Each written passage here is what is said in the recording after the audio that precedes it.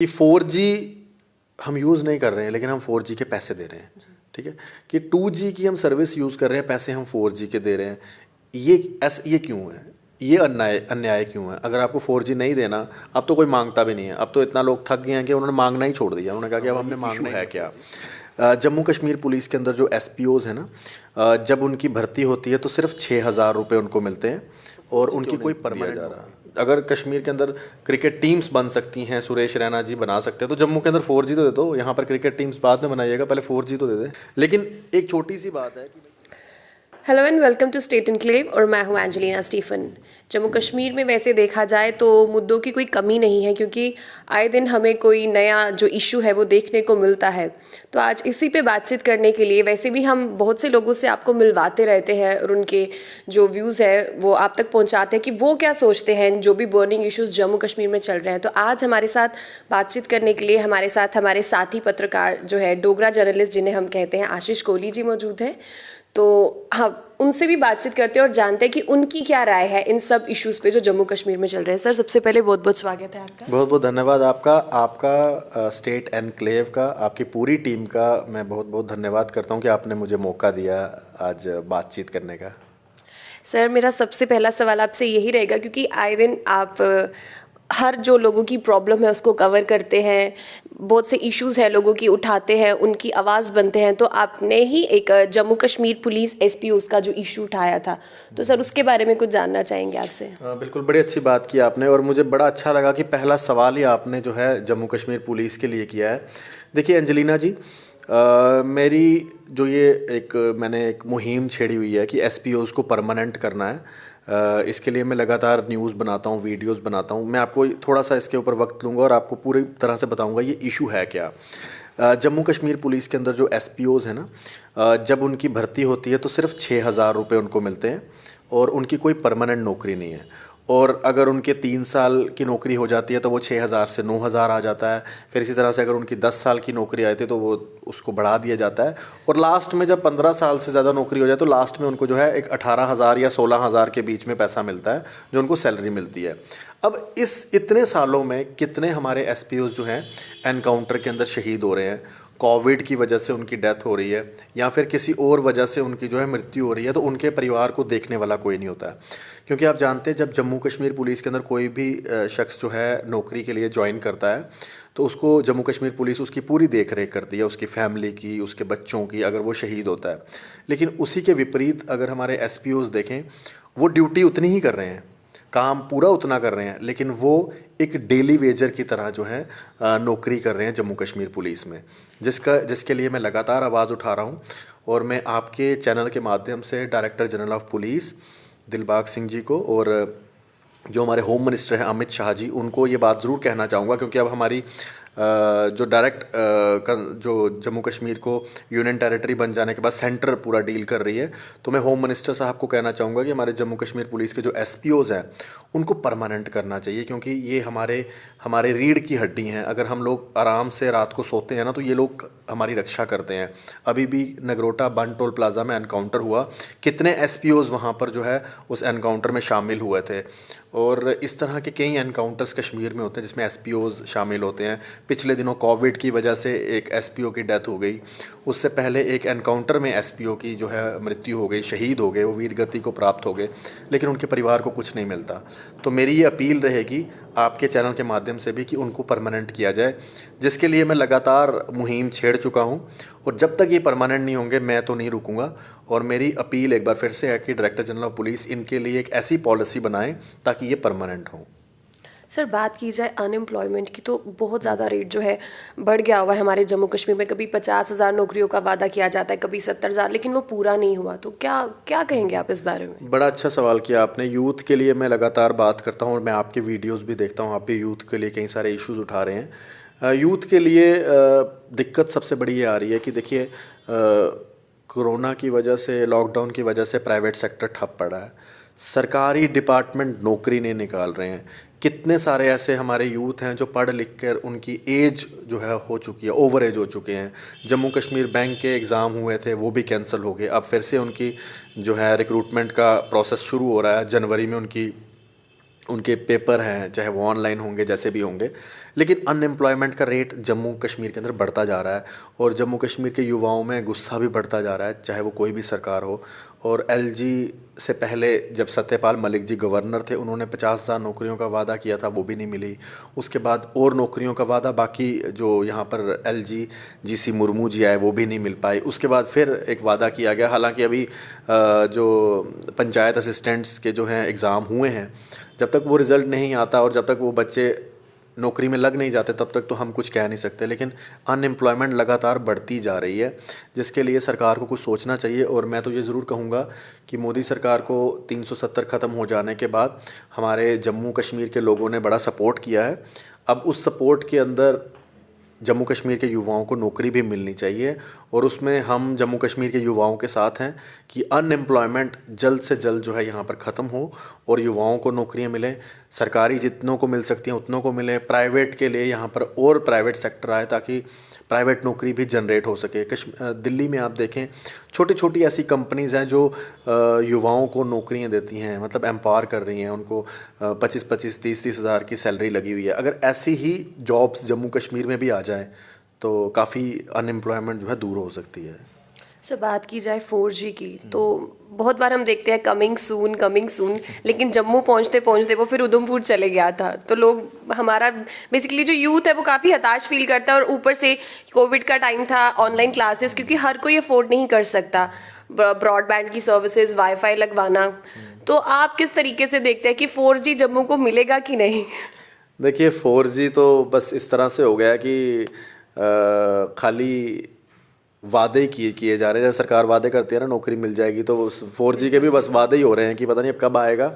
लेकिन फिर भी उम्मीद तो है जल्दी आ जाएगा। लेकिन सबसे बड़ी दिक्कत एंजेलिना जी ये है कि 4G हम यूज़ नहीं कर रहे हैं लेकिन हम 4G के पैसे दे रहे हैं, ठीक है। कि 2G की हम सर्विस यूज़ कर रहे हैं, पैसे हम 4G के दे रहे हैं। ये क्यों है? ये अन्याय क्यों है? अगर आपको 4G नहीं देना, अब तो कोई मांगता भी नहीं है। अब तो इतना लोग थक गए हैं कि उन्होंने मांगना ही छोड़ दिया। उन्होंने कहा कि अब हमने मांगना ही नहीं है 4G। लेकिन एक छोटी सी बात है कि भाई आप 4G के पैसे क्यों ले रहे हैं? आज भी जियो हो, एयरटेल हो या कोई भी कंपनी है, आप उसका रिचार्ज करवाएंगे चाहे पोस्ट पेड का या प्रीपेड का, तो वो उतने ही पैसे चार्ज कर रहे हैं जितने 4G में हम लोग देते हैं। तो 2G की सर्विस के लिए हम 4G का जो पैसा दे रहे हैं वो कहाँ का न्याय है? मैं सवाल करना चाहूँगा। जो रिलायंस कंपनी है, जियो कंपनी है, वो तो रोज़ाना बात करते हैं हम 5G 6G ला रहे हैं, लेकिन हम लोगों को अगर 2G दे रहे हैं तो फिर 4G का पैसा क्यों चार्ज कर रहे हैं? दूसरी बात, उधमपुर में आपने 4G दे दिया, आपने बांडीपुरा कश्मीर में 4G दे दिया, जम्मू के इतने सारे जो हमारे यहाँ के डिस्ट्रिक्ट हैं जो बिल्कुल शांत हैं, और वहाँ पर क्यों 4G नहीं दे रहे? और 4G नहीं होने के बावजूद भी तो एक एनकाउंटर यहाँ पर हुआ ही है। तो मेरे ख्याल से अगर सिक्योरिटी एजेंसीज़ को ऐसा लगता है कि 4G के कारण हालात ख़राब हो सकते हैं, तो जो लोग हालात ख़राब करने वाले हैं ना, उनके ऊपर जो है नकेल कसनी चाहिए। यानी कि अगर 10 में से कोई एक शख्स है जो 4G का गलत इस्तेमाल कर रहा है, उसकी वजह से 9 बंदे क्यों उस चीज़ में आ रहे हैं, तो उस एक बंदे को गिरफ़्तार करना चाहिए जो गलत उपयोग करता है 4G का। उसकी वजह से बाकी 9 बंदों को तो सफ़र नहीं करने देना चाहिए। सो मेरी अपील है कि 4G जल्द से जल्द हो जाए। कम से कम जम्मू के कुछ रीजन जो हैं, डिस्ट्रिक्ट्स हैं, वहाँ पर स्टार्ट कर दे। सांबा है, कठुआ है, रियासी है, आपका रामबन है, यहाँ पर स्टार्ट कर देना चाहिए। उसी तरह से कश्मीर में श्रीनगर सिटी है, वहाँ पर स्टार्ट कर देना चाहिए। हाँ, जिन इलाकों में अभी भी एनकाउंटर्स चलते हैं या फिर आतंकवादी अभी भी वहाँ पर सक्रिय हैं, एक्टिव हैं, तो वहाँ पर ना दो, बाकी जगह तो दो। और ख़ास करके जम्मू में क्यों नहीं दे रहे हैं आप? कश्मीर में अगर हालात ठीक नहीं है तो उससे जम्मू को क्या करना है? अब जम्मू को तो दो ना 4G। हर बार कॉन्सिक्वेंसेस जम्मू को ही हाँ, फेस हर बार जम्मू को ही प्रॉब्लम में डाल रहे हैं। आज सुरेश रैना कश्मीर में जाकर टीम्स बना रहा है क्रिकेट की, तो भाई सब कुछ हो रहा है तो 4G क्यों नहीं दिया जा रहा? अगर कश्मीर के अंदर क्रिकेट टीम्स बन सकती हैं, सुरेश रैना जी बना सकते हैं, तो जम्मू के अंदर 4G तो दे दो। यहाँ पर क्रिकेट टीम्स बाद में बनाइएगा, पहले 4G तो दे दें। क्योंकि बच्चों को पढ़ाई में प्रॉब्लम आ रही है। कई बच्चों के घर से बैठ के वो काम कर रहे हैं, दिल्ली बॉम्बे में काम करने वाले बच्चे, वर्क फ्रॉम होम चल रहा है, उनको कितनी दिक्कत आती है। या तो आपने अपने जियो फाइबर के कनेक्शन आपने सेल करने हैं, तब आप नहीं स्टार्ट कर रहे हैं। तो कई सारे सवाल फिर दिमाग में आते ही हैं। सर ऐसा सुनने में आता है कि लोग कहते हैं कि आप एंटी मुस्लिम हैं, तो किस हद तक आपको लगता है ये बात सही है? ये तो लोग कहते हैं ना, ये तो लोग कहते हैं। देखिए मैं हमेशा बात करता हूँ आतंकवाद के खिलाफ, ठीक है। और आतंकवाद का कोई धर्म नहीं है, कोई धर्म नहीं है आतंकवाद का, कोई दीन नहीं है, कोई मज़हब नहीं है उनका। आतंकवादी आतंकवादी है, वो किसी भी रूप में आता है। मैं उस आतंकवाद के ख़िलाफ़ हूँ, मैं उस रेडिकल सोच के ख़िलाफ़ हूँ जिसे हम कट्टरवादी सोच कहते हैं, उस सोच के ख़िलाफ़ हूँ, उन फोर्सेस के ख़िलाफ़ हूँ जो इस तरह की चीज़ें भड़काते हैं हिंदुस्तान के अंदर। तो मैं उनके ख़िलाफ़ रोज़ाना आवाज़ उठाता हूँ। अब इसको कोई इस तरह का नाम दे जो आपने शब्द यूज़ किया, तो वो तो उनकी परेशानी है, मेरी परेशानी नहीं है। मैं हमेशा एक आतंकवादी के खिलाफ बोलूँगा। अब बुरहान वानी आतंकवादी था तो उसको आतंकवादी बोलूँगा ना, मैं तो नहीं बोलूँगा ना कि वो पीएचडी का स्कॉलर था। हाँ, कुछ लोग बोलते हैं कि एक पीएचडी का स्कॉलर आतंकवादी बन गया, तो भाई बना, लेकिन बना तो आतंकवादी ना। तो आतंकवादी को आतंकवादी बोलना किसी धर्म का तिरस्कार करना नहीं है। धर्म की मैं पूजा करता हूँ, मैं हर एक धर्म की पूजा करता हूँ, हिंदू, मुस्लिम, सिख, ईसाई, हर हर जगह पर जाता भी हूँ। अभी मैं पिछले दिनों राजौरी गया हुआ था, फिर पुंछ गया हुआ था। वहाँ पर जो काफ़ी मानी हुई दरगाहें हैं वहाँ पे गया, और वहाँ पे उन दरगाह में जाकर वहाँ पर जो लोग सेवा करते हैं वो तो मुझे बड़े अच्छे तरीके से मिले, बड़े प्यार से मिले। मेरे साथ उन्होंने मेरे साथ गले मिले, मेरे साथ फ़ोटो खिंचवाई, मेरे साथ डिस्कस किया उन्होंने अपनी प्रॉब्लम्स। तो अगर वो मुझे एंटी किसी धर्म के मानते तो क्या करते? नहीं करते ना। तो लोगों में ना कुछ ऐसे तत्व हैं जो हालात ख़राब करने की कोशिश करते हैं, जो भाईचारा ख़राब करने की कोशिश करते हैं। ये वही लोग हैं, ये कुछ ही हैं, ज़्यादा नहीं हैं, थोड़े से हैं। बस उनका थोड़ा सा हो सकता है उनका मानसिक संतुलन कुछ बिगड़ा हो। होता है ना, कई बार हम जब कभी मानसिक संतुलन किसी का बिगड़ता है तो फिर हम जो दिमाग के डॉक्टर होते हैं उनके पास कंसल्ट करना पड़ता है ना, क्योंकि जब मानसिक संतुलन ही बिगड़ गया तो वो गलत चीज़ें सोचेगा ना, गलत हरकतें करेगा। तो हो सकता है कि कुछ लोगों की मानसिकता में कुछ दिक्कत हो, तो उनके लिए कुछ अच्छा डॉक्टर चाहिए, और अच्छे डॉक्टर्स काफ़ी हैं। उनको उन डॉक्टर्स को कंसल्ट करना चाहिए, ना कि इस तरह की गलत चीज़ें सर्कुलेट करनी चाहिए। सर, बात करें हमारे जो हमारे अन्नदाता जिन्हें कहा जाता है, हमारे किसान 2 महीने से वो प्रदर्शन कर रहे हैं सड़कों पे, और इवन कि जम्मू में भी 2-3 बार इसकी आप ही ने कवरेज की थी। का हम लाइक बहुत से चैनल्स ने कवरेज की है। तो आपको क्या लगता है कि किसानों के हित में कुछ होगा?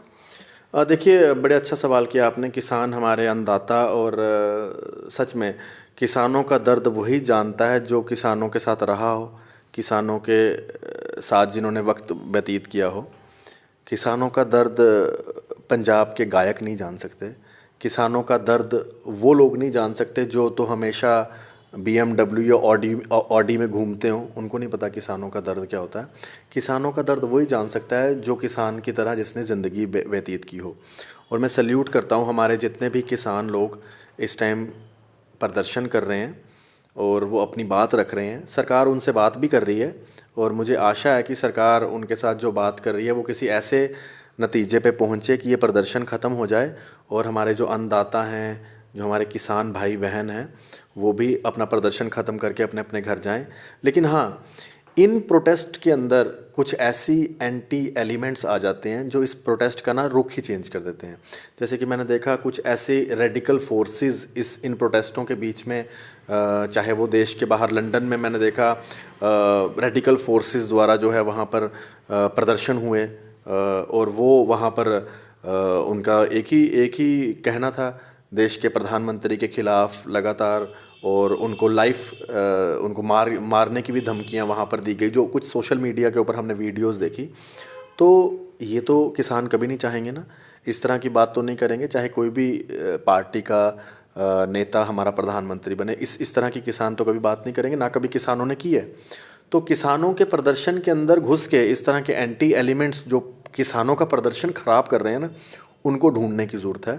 और अगर उनके बीच में कुछ अभिनेत्री या अभिनेता या गायक या फिर कोई अवार्ड वापसी गैंग के लोग भी बीच में आ जाते हैं, तो उनको भी देखने की ज़रूरत है कि उनकी मंशा क्या है।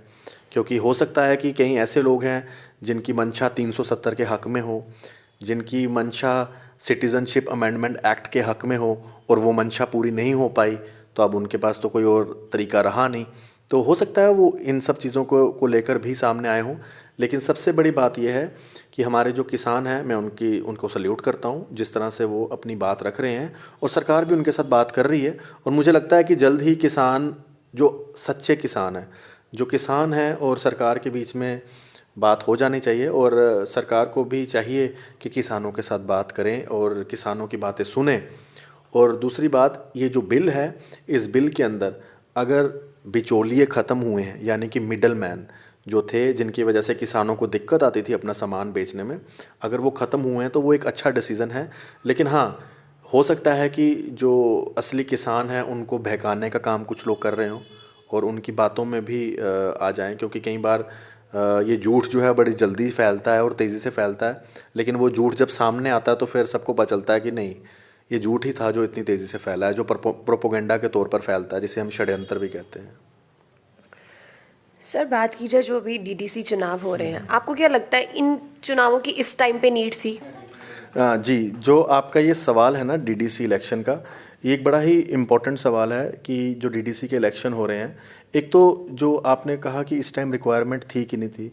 देखिए, ऑलरेडी जो पंचायत लेवल की हम बात करें तो कई सारे लोगों के ऐसे काम हैं जो नहीं हो पा रहे हैं, जिस कारण ये इम्पॉर्टेंट भी था। और दूसरी बात है कोरोना, अभी कोविड भी चल रहा है, लेकिन हाँ, इसी के साथ साथ बिहार में इलेक्शन भी हुए हैं, एक बहुत बड़े स्केल पे इलेक्शन हुए हैं। वहीं पे डीडीसी के इलेक्शन जो हैं उतने बड़े स्केल के इलेक्शन नहीं है, लेकिन हाँ, मैं एक चीज़ ज़रूर कहना चाहूँगा, जितनी भी पॉलिटिकल पार्टीज़ हैं जो भी वो रैलीज़ कर रही हैं या फिर जो उनके प्रोग्राम्स हैं, जो इलेक्शन के प्रोग्राम जितने भी हैं, उसमें वहाँ पर मैं देख रहा हूँ कि वहाँ पर आपने भी नोटिस किया होगा, वहाँ पर ना ही वो लोग मास्क को पूरी तरह से डाल रहे हैं, ना ही वहाँ पर सोशल डिस्टेंसिंग की जो है फॉलो किया जा रहा है, जो बिल्कुल गलत है। जिसको लेकर मैं चाहता हूँ कि जितनी भी पॉलिटिकल पार्टीज़ हैं वो थोड़ा सा इस चीज़ का ध्यान रखें, क्योंकि इलेक्शन तो होते रहेंगे, डीडीसीज भी बनते रहेंगे, लेकिन अगर कोरोना वायरस किसी को हो गया तो वो किसी की जान पे भी बन के आ सकता है। और आप देखते हैं कि इलेक्शन रैलीज़ में महिलाएं भी आ रही हैं, बच्चे भी आ रहे हैं, वृद्ध भी आ रहे हैं, तो किसी को भी इजीली जो है कोरोना के वो ट्रैप में आ सकते हैं। तो इसलिए इन चीज़ों का ध्यान रखना चाहिए। और दूसरी बात, हाँ, जो प्रत्याशी खड़े हुए हैं उनको भी मेरी तरफ से पूरी विशेज़ हैं, जब भी उनका रिज़ल्ट आता है, जैसे भी आता है। लेकिन सबसे बड़ी बात है, लोगों का काम करें, जिसके लिए उनको चुना जाता है, चाहे वो किसी भी पार्टी से चुने जाते हैं, इंडिपेंडेंट चुने जाते हैं, लेकिन लोगों का वो लोग काम करें, ताकि जिस लिए उनको चुना गया है कम से कम वो चीज़ वो पूरी कर पाएँ, जो कि होता नहीं है। आप भी कई बार नोटिस करेंगे, आपके पास भी कई इश्यूज़ आते होंगे कि कॉरपोरेटर्स हैं काम नहीं करते, लोकल पंचिस सरपंचिस हैं काम नहीं करते। तो जिस लिए उनको चुना गया है, जिस लिए उनको रिप्रेजेंट करने के लिए वोट मिले हैं, उनको अपना वो काम ज़रूर करना चाहिए। और उम्मीद है कि जो नए डीडीसीज बनेंगे वो सब अपना काम जो है करेंगे और लोगों के जो है हेल्प करेंगे। आशीष सर, एट लास्ट आप हमारे व्यूअर्स को कुछ मैसेज देना चाहते हो? जी हाँ, बड़ा अच्छा सवाल किया आपने, और ये मैसेज अगर आप नहीं भी बोलते मैं तब भी देता। मेरा मैसेज हर इंटरव्यू में ज़रूर रहता है मेरी सिक्योरिटी फोर्सेस के लिए।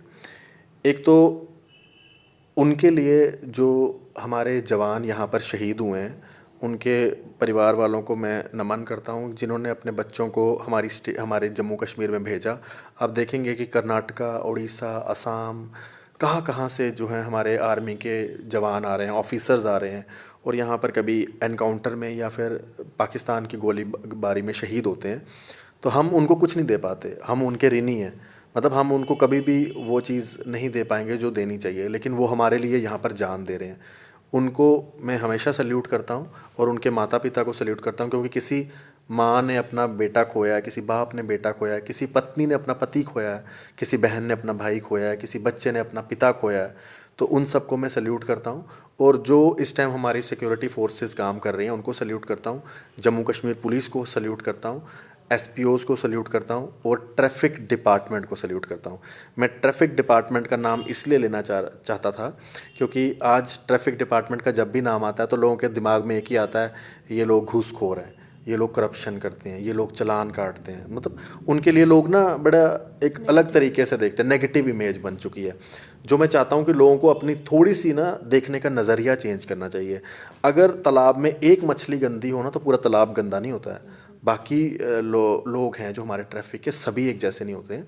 कोई अगर एक इस तरह की बात करता है तो हम मीडिया वाले बैठे हैं, लेकिन एक बंदे की वजह से सभी को इस तरह से मान लेना वो गलत है। कल मैंने एक फ़ोटो लगाई थी अपने साथ एक ट्रैफिक कर्मी की, तो मैं नीचे कमेंट देख रहा था, ये ऐसे हैं, ये वैसे हैं, ये करप्शन लेते हैं, ये घूसखोर हैं। तो मैं एक बात उनसे ज़रूर कहना चाहूँगा कि अपना थोड़ा सा नज़रिया चेंज करें। क्या पता कल को आपके परिवार से कोई शख्स ट्रैफिक डिपार्टमेंट में लग जाए, क्या फिर भी आप ऐसी बात करेंगे? तो ऐसी बात नहीं है। हमारी ट्रैफिक डिपार्टमेंट दिन रात पॉल्यूशन में, अभी तो कोविड की वजह से हम मास्क लगा रहे हैं, जब कोविड नहीं था बिना मास्क के ट्रैफिक डिपार्टमेंट के लोग खड़े होते हैं, गाड़ियों का पॉल्यूशन सहते हैं और बीमार भी होते हैं। ट्रैफिक डिपार्टमेंट की तरफ से हमारे ट्रैफिक एम्प्लॉयज़ को, पर्सोनल्स को मास्क तक नहीं दिया जाता, अपने जेब से पैसे खर्चते हैं। तो उनके ऊपर ऐसे एलिगेशन लगाते रहना गलत है। हाँ, जो कुछ लोग ऐसे काम करते हैं मैं उनसे रिक्वेस्ट करूँगा कि इस तरह का काम मत करें, क्योंकि आपकी वजह से पूरे डिपार्टमेंट का नाम ख़राब होता है। तो पुलिस के साथ साथ मैं ट्रैफिक डिपार्टमेंट को भी सैल्यूट करता हूँ जो दिन रात हमारे लिए काम करते हैं। बहुत बहुत धन्यवाद आपका हमारे से बात धन्यवाद करने आपका के भी। लिए। ये थे हमारे साथ डोगरा जर्नलिस्ट आशीष कोहली जी, जो हमेशा अपनी जर्नलिज्म के माध्यम से जनता की आवाम की आवाज़ बनते हैं। ऐसी और शख्सियत से हम आपको मिलवाते रहेंगे। इसके लिए आप जुड़े रहिए स्टेट एनक्लेव के साथ। मैं एंजेलिना स्टीफन। उसके लिए आपको आपका पेज लाइक करना पड़ेगा। जो भी लोग आपका ये वीडियो देख रहे हैं वो आपका पेज लाइक करें, जी, ताकि बिल्कुल। उन तक आपके वीडियोस पहुंचते रहें। जी बिल्कुल, आप हमारा पेज भी ज़रूर लाइक कीजिए और जुड़िए रहिए स्टेट एनक्लेव के साथ। मैं Angelina Stephen, camera person Rohit के साथ। धन्यवाद।